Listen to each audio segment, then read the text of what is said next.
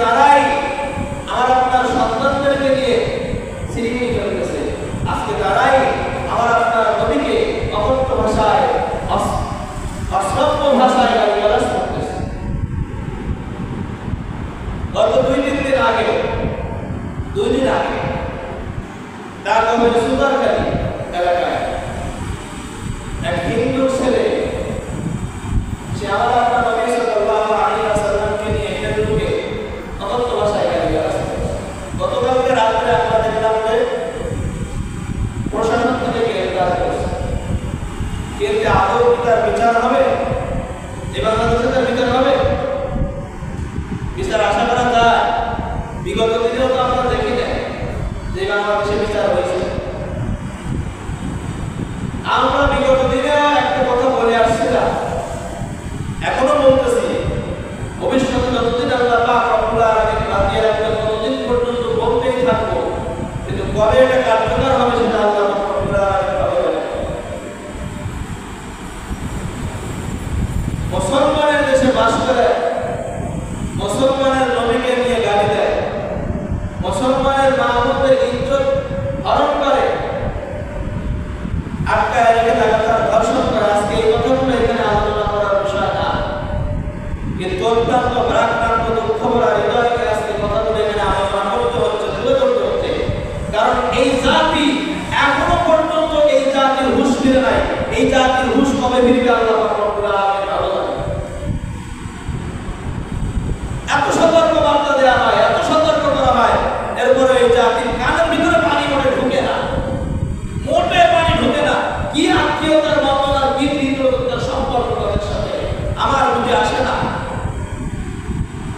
আজকে এই দেশের মধ্যে এক সন্ত্রাসী সংগঠন বাস করতেছে, ভারতের মদতপুষ্ট হিন্দুত্ববাদী কট্টরপন্থী হিন্দুত্ববাদী সংগঠনটার নাম হলো ইসকন। এই ইসকন নানামুখী কর্মসূচি নিয়ে বাংলাদেশের মধ্যে কাজ করতেছে। তার মধ্যে একটা হলো লাভগ্রাম, ভাগবতগ্রাম।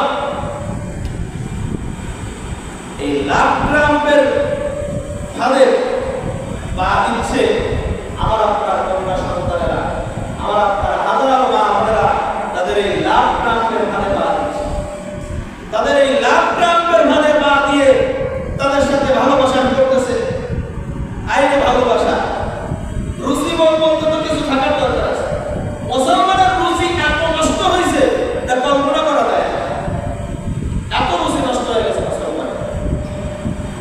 ভালোবাসা করতেছে তাদের সাথে, ভালোবাসা করার পরে এইবার তাকে নিয়ে হোটেলে, পার্কে, বিভিন্ন জায়গায় যে তার সাথে অপকর্ম করতেছেন, যেটা বিচার করতেছেন, এবার সেটাকে আবার মোবাইল ফোনে ভিডিও ধারণ করে এরপর তাকে ব্ল্যাকমেইল করতেছে। তুই যদি এই কথা কাউকে বলিস, তুই যদি এই ব্যাপারে কারোর সামনে মুখ খুলিস, তোর এই ভিডিও দেখে ছেড়ে দেবো। এরপরে ব্ল্যাকমেইল করে তাকে দিনের পর দিন অপকর্ম চালানো যাচ্ছে। এরপরে তার পেটে সন্তান দিয়ে দিচ্ছে, না হয় তাকে হত্যা করতেছে, আর না হয় তাকে ভারতে নিয়ে পতিতালয়ে বিক্রি করতেছে। কত বড় কঠিন ষড়যন্ত্রের মুখে আমরা বাস করতেছি, আমরা এটা চিন্তা করে দেখি নাই। 2019 সালে এই ইসকনের বিরুদ্ধে খুলনার হরিণটানা অনুষ্ঠান থানগানা নিজামী মসজিদে আমি খুতবা দিয়েছিলাম। ওই ওয়ার্ডের ওয়ার্ড মেম্বার তিনি আমাকে ইসকনের বিরুদ্ধে বক্তৃতা করার কারণে, খুতবা দেওয়ার কারণে তিনি আমাকে ধমকালেন। তিনি আমাকে একটা পর্যায়ে এসে তিনি আমাকে উকিল নোটিশ করলেন, আইনি নোটিশ করলেন। গত 2 দিন আগে গাজীপুরের এক খতিব সাহেবকে এই ইসকনের লোকেরা অপহরণ করে নিয়ে গেছে। অপহরণ করে নিয়ে তাকে নির্যাতন যা করার করেছে, এরপরে তার পায়ে শিকল বেঁধে তাকে উলঙ্গ করে একটা রুমাল দিয়ে ঢেকে অজ্ঞাত অবস্থায় ফেলে রেখে চলে গেছে। কোথায় সেই পঞ্চগড় আর কোথায় টাকা গেল? ওনার বক্তব্য আমি যেটা শুনলাম আজকে সকালে, যে আমাকে যারা অপহরণ করেছে তাদের ভাষা, তাদের কথাবার্তা, জনগণনা তারা এই বাংলাদেশে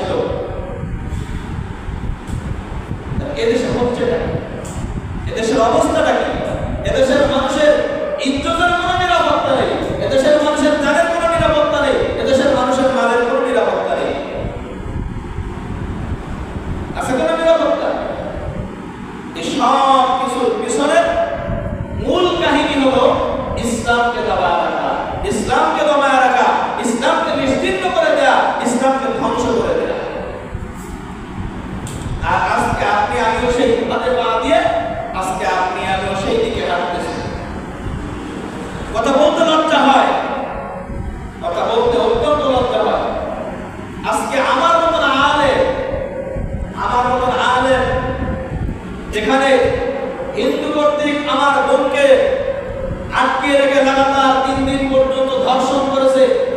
এরপরে সেই বিষয়টা নিয়ে যখন জানাজানি হলো, সোশ্যাল মিডিয়ায় আসলো, সেটা নিয়ে যখন আমার মতন আরেকজন আলেম প্রতিবাদ করতেছে, আমার মতন আরেকজন আলেম প্রশাসনের কাছে দৌড়াচ্ছে, তখন আমি যে তার কলার ধরে বসতেছি, আমি যে তাকে বাধ্য করতেছি, আমি যে তাকে বাধা প্রদান করতেছি, তার এই বিচার কার্যক্রম অগ্রসর হতে। লজ্জাস্কর বিষয় না? খুবই লজ্জাস্কর বিষয়। এই হলো আমাদের অবস্থা। এজন্য আমাদেরকে এখনো পর্যন্ত সতর্ক হওয়ার সুযোগ আছে, এখনো পর্যন্ত আমাদের ফিরে আসার সুযোগ আছে।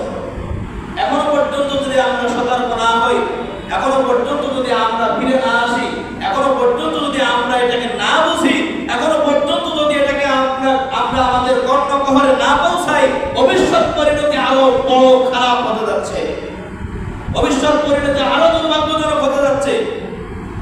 এখনই সময় হলো, এখনই সময়ের দাবি হলো এই ইসলামকে বাংলার জমিনে চিরতরে নিষিদ্ধ করা। ইসলামকে বাংলার জমিনে চিরতরে নিষিদ্ধ করতে হবে। এই আওয়াজ তুলতে হবে, এই দাবি আমাদেরকে তুলতে হবে, নাকি এই দাবি অন্য কেউ তুলবে? যেহেতু ইজ্জত হরণ করলে মুসলমানের ইজ্জতের হরণ করছে, অবৈধ সন্তান ঢুকাইলে মুসলমানের পেটে ঢুকাইছে, অতএব প্রতিবাদ করলে মুসলমান করবে, কথা বললে মুসলমান বলবে, অন্য কেউ বলবে না। কারণ কি? কারণ হইল রসুনের ভাষা কয় জায়গায়? রসুনের ভাষা এক জায়গায়।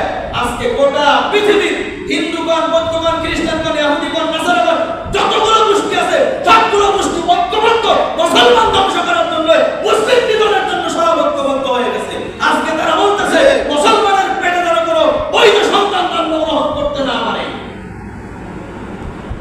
তাদের উদ্দেশ্য হলো মুসলমানের গর্ভে কোনো বৈধ সন্তান যেন জন্মগ্রহণ না করে। কারণ মুসলমানের গর্ভে যদি বৈধ সন্তান জন্মগ্রহণ করে, তাহলে সেটা হবে বীর। সেটা কি হবে? বীর। সেই বীরের সাথে পেরে ওঠা আমাদের পক্ষে সম্ভব না। অতএব অবৈধ সন্তান জন্ম দাও, তাদের সাথে প্রেম প্রীতি করো, প্রেম প্রীতি করে তাদেরকে ভাগানো, এনে তাদের সাথে অবৈধ সম্পর্ক করে তাদের পেটে অবৈধ সন্তান ঢুকায় দাও। মুসলমান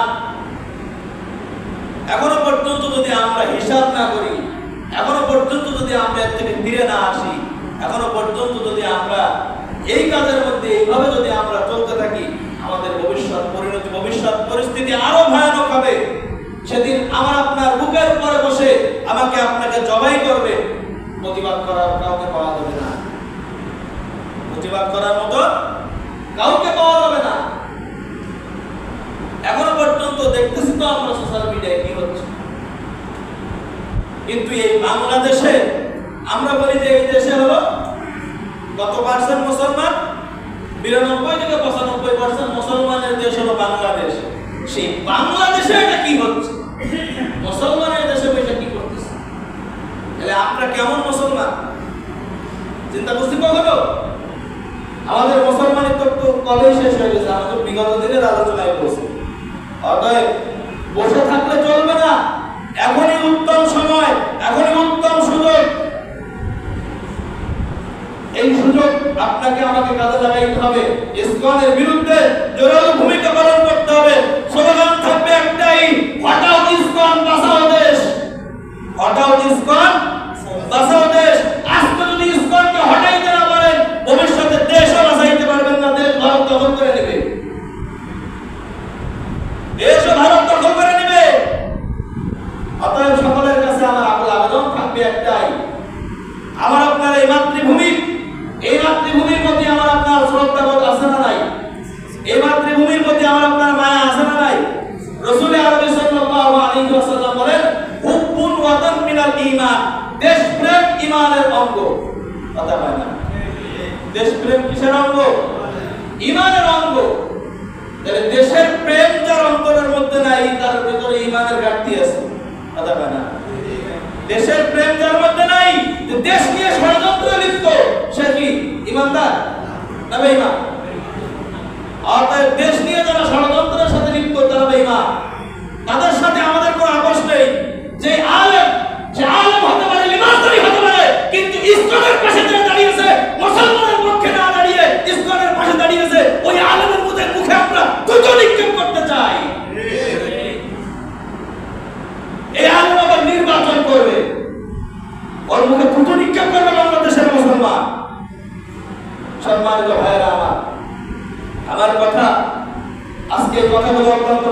বলতেছি আমি এই কথা আজকে এখানে আলোচনা করার বিষয় নাই।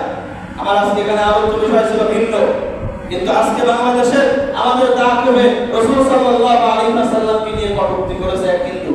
কত বড় পরিবার আমরা চিন্তা করতে পারে? রাসূলকে জারজ বলে গালি দিচ্ছে, রাসূলকে বাকিখোর বলে গালি দিচ্ছে, নানা অকথ্য ভাষায় গালি দিচ্ছে, যে ভাষাগুলো মুখে আনাও যায়। আর এদের বিচারে বাংলাদেশের প্রশাসন কখনো করেনি, করবে না। কিন্তু যদি আপনি আমি মুখ খুলতে পারি আর যদি দাবি বলতে পারি, কোন আন্দোলন করে বলতে পারি, তাহলে রাসূলের দুশমনের বিচার বাংলার জমিনে হবে। আমাদের একটাই কথা, একটাই দাবি, রাসূলের দুশমনের বিচার করতে হবে। রাসূল সাল্লাল্লাহু আলাইহি ওয়াসাল্লাম বলেন, মান সাব্বা নাবিয়্যান ফাকতুলু, যে আমাকে গালি দিবে তার শাস্তি হলো মৃত্যুদণ্ড, ওকে কতল করে দাও। অতএব যে রাসূলকে গালি দিয়েছে তাকে হত্যা করতে হবে, কতল করতে হবে। এটাই হলো আমাদের, এটাই হলো চূড়ান্ত ফয়সালা। শুধু গ্রেফতার করে রেখে দিলে হবে না। গ্রেফতার করে রেখে দিয়ে আমরা তো তাকে নিরাপত্তা দেয়া, আমরা বুঝি না? তাকে গ্রেফতার করে রেখে দিয়েছেন, এটা আমরা মানতে রাজি না। তাকে প্রকাশ্যে দিবালোকে তার শাস্তি কার্যকর করতেই হবে। সম্মানিত ভাইয়েরা, আমার কথা আমি আর সামনে আগাবো না, বাকি কথা সামনে আলোচনা করব। আমাদের মাঝে আজকে আমাদের একজন মহাজন মেহমান এসেছেন। মেহমানকে একটু সময় দেওয়া, মেহমানদারি করার একটা সুন্নাত, ঠিক কিনা? আমাদের মহাজন মেহমান যিনি এসেছেন, তিনি আপনাদের সামনে আলোচনা রাখবেন, কথা রাখবেন। আমরা তার কথাগুলো অন্তর দিয়ে শ্রবণ করব এবং আমাদের জীবনকে পরিবর্তন করার জন্য যে পদক্ষেপ গ্রহণ করা দরকার, আমাদের ইজ্জত আবরু হেফাজতের জন্য, ইসলাম হেফাজতের জন্য রাসূল সাল্লাল্লাহু আলাইহি ওয়াসাল্লাম